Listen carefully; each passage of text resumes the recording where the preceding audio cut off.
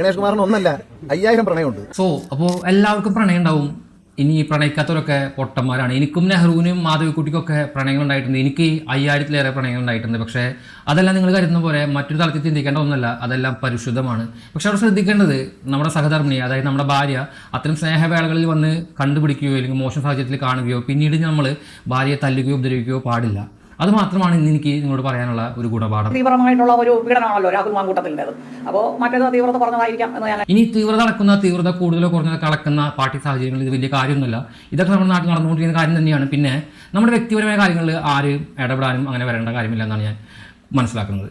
ഇനി നമ്മൾ കേരളത്തിലെ പല പോസ്റ്റുകളിലും കാണുന്നുണ്ട് രാഹുൽ മാങ്കൂട്ടം ഇത് നിങ്ങളുടെ ദിവസമാണെന്ന്. അതെ, തീർച്ചയായിട്ടും രാഹുൽ മാങ്കൂട്ടത്തിൻ്റെ ദിവ്യമായ പ്രണയങ്ങളെ മറ്റൊരു തലത്തിലേക്ക് ചിത്രീകരിച്ച ഒരു പാർട്ടിക്കെതിരെ സംസാരിക്കാൻ കിട്ടിയ ഒരു ഇടവേള തന്നെയാണിത്. അതുകൊണ്ട് തന്നെ ഇത് രാഹുൽ മാങ്കൂട്ടത്തിൻ്റെ ദിവസവും നിമിഷവുമാണ്. എന്തൊരവസ്ഥയാണല്ലേ ചിന്തിക്കണം. രാഹുൽ മാങ്കൂട്ടത്തിൻ്റെ ഒരു വിഷയം എന്ന സമയത്ത് വലിയ വലിയ ഫ്ലെക്സുകൾ ഇവിടെ വരികയുണ്ടായി. അതായത് ഒരു പാർട്ടിക്കാർ രാഹുൽ മാങ്കൂട്ടത്തിനെതിരെ വലിയ ഫ്ലെക്സുകൾ വെക്കുകയാണ്. അതിൽ ഒരുപാട് കോഴികൾ ചിത്രവും ഇല്ലെങ്കിൽ കോഴിത്തരങ്ങളുടെ കാര്യങ്ങളും ഈ അവിഹിത കഥകളൊക്കെ വെച്ചിട്ട് ഒരു ഫ്ലെക്സ് അടിച്ച് കൂട്ടിയാണ്. അപ്പോൾ ആ പാർട്ടിക്കാർ ഇല്ലെങ്കിൽ രാഹുൽ മാങ്കൂട്ടത്തിൻ്റെ പാർട്ടിക്കാർ ചെയ്യുന്നതാണല്ലോ, ആ മറുവശത്ത് നിൽക്കുന്ന പാർട്ടിക്കാരുടെ ഫ്ലെക്സുകൾ ഉയർത്തുകയാണ്. അതിലും ഒരുപാട് കോഴികളെയും ഒരുപാട് പീഡന ആരോപണങ്ങൾ ഉന്നയിക്കുന്ന മന്ത്രിമാരുടെ ഒക്കെ ഫ്ലെക്സുകൾ വരികയാണ്. നമ്മൾ ചിന്തിക്കേണ്ടത് ഈ രണ്ട് പാർട്ടിയിലും ഇത്തരക്കാരുണ്ട് എന്ന് തന്നെയാണ്. പക്ഷേ അത്തരം കാര്യങ്ങൾ നമ്മൾ തലച്ചോറിടരുത്. നമുക്ക് ഇനിയും ഇവർക്ക് അവസരങ്ങൾ കൊടുക്കണം, ഇനിയും ഇവരെ നമ്മൾ വാഴിച്ചുകൊണ്ടിരിക്കണം. പക്ഷേ ഇവിടെ ഇത്തരം സാഹചര്യത്തിനൊന്നും ഒരു കാര്യങ്ങളായിട്ട് ഉണ്ടാവേണ്ട ആവശ്യം ഉണ്ടായിരുന്നില്ല. കാരണം ഒരു രാത്രി പുലർന്നു കൊടുക്കുമ്പോഴേക്കും ഒരു മാപ്പ് പറഞ്ഞ് അവസാനിപ്പിക്കുന്ന കേസ് ഉണ്ടായിരുന്നുള്ളൂ.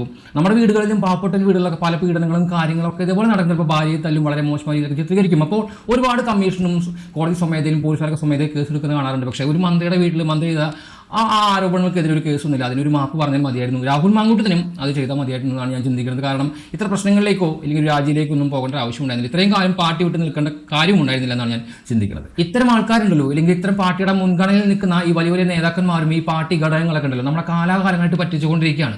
അവർ വേടൻ്റെ ഇരകളെ നിന്ദിച്ചും മറ്റിരകളെ വന്നിച്ചു നിൽക്കും, കഞ്ചാവ് പ്രതികളെ കൂടെ നിർത്തും, നമ്മുടെ നാട്ടിൽ ബാറുകളുടെ എണ്ണം കൂട്ടും, ബാറുകളിൽ സമയപരിധി കൂട്ടും, ബാറുകളിൽ മദ്യം ഉണ്ടാക്കി വിൽക്കും, ആ മദ്യത്തിന് ഒരു പേരിടൽ ചടങ്ങ് വരെ വെക്കും, നമ്മുടെ കുടുംബസമേതം ചെന്ന് സൽക്കരിച്ചിരുന്ന് സംസാരിച്ചുകൊണ്ട് മദ്യം സേവിക്കാനുള്ള ഇടങ്ങൾ അവർ ഒരുക്കും. എന്നിട്ട് അവർ ഉറക്കെ പ്രഖ്യാപിക്കും കേരളം ലഹരി വിമുക്ത കേരളമാണെന്ന് അവർ ഉറക്കെ പ്രഖ്യാപിച്ചുകൊണ്ടേയിരിക്കും. ഇവരിൽപ്പെട്ട നേതാക്കന്മാരുണ്ടല്ലോ, ഈ പാർട്ടികളിൽപ്പെട്ട നേതാക്കന്മാർ, ഇവർ നിരന്തരമായിട്ട് പെണ്ണ് പിടിക്കും, പീഡനക്കേസിൽ പെട്ടും ആരോപണങ്ങൾ പെടും, എന്നിട്ടും അവർക്ക് സ്ഥാനങ്ങളുണ്ടാകും. അവർ നമ്മൾ വാനോളം പുകഴ്ത്തും, അവർ നമ്മളെ നിരന്തരമായിട്ട് പറ്റിച്ചുകൊണ്ടേയിരിക്കും. പക്ഷേ എന്നിട്ടും നമ്മൾ പഠിക്കുകയില്ല. ഇവിടെ മോഹൻലാലിനെ വെച്ച് 2 കോടിയുടെ PR വർക്ക് നടത്തും. പക്ഷേ പാവപ്പെട്ടവന് ഒരു വീട് പണിയാനായിട്ട് ഒരു പാർപ്പിടം ഉണ്ടാക്കാനായിട്ട് നൽകുന്നത് വെറും 4 ലക്ഷം രൂപയാണ്. ഇവിടെ വേടൻ്റെ പാട്ട് വെച്ച് സോങ് വെച്ച് പ്രൊമോഷൻ നടത്തും, ലക്ഷങ്ങൾ മുടക്കും. പക്ഷേ ഒരു കുട്ടിയുടെ കൈ മാറ്റി വെക്കാനോ അതിന് ശുശ്രൂഷയ്ക്കോ പണം തികയില്ല എന്ന് അവർ പറയും. ഇവിടെ കേരളം കണ്ണിൽ വെച്ച് ആകെ ഒരു ഇരയുള്ളൂ, ആ ഇരയുടെ മുന്നിൽ കൈകൂപ്പി കുമ്പിട്ട് നിൽക്കും. പക്ഷേ പാവപ്പെട്ട ഇരകളെ കാണാനായിട്ട് അവരുടെ വീടുകളിൽ പോയി കാണുവാനോ മുഖം കാണിക്കാനോ രാജാവിന് സമയം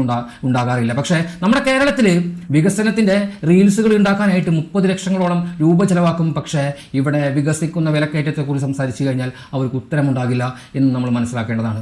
ഇവിടെ നമ്മുടെ കേരളത്തിലെ അവസ്ഥ എന്താണെന്നറിയോ? നമ്മുടെ നാട്ടിൽ നടക്കുന്ന പ്രശ്നങ്ങൾ പരിഹരിക്കാൻ സാധിക്കാതെ മറ്റ് രാജ്യങ്ങൾ ഉപദേശിക്കാനും അവരെ വാൺ ചെയ്യാൻ വരെ കരുത്തുള്ള ഒരു നാട്ടിലാണ് നമ്മൾ ജീവിക്കുന്നത്.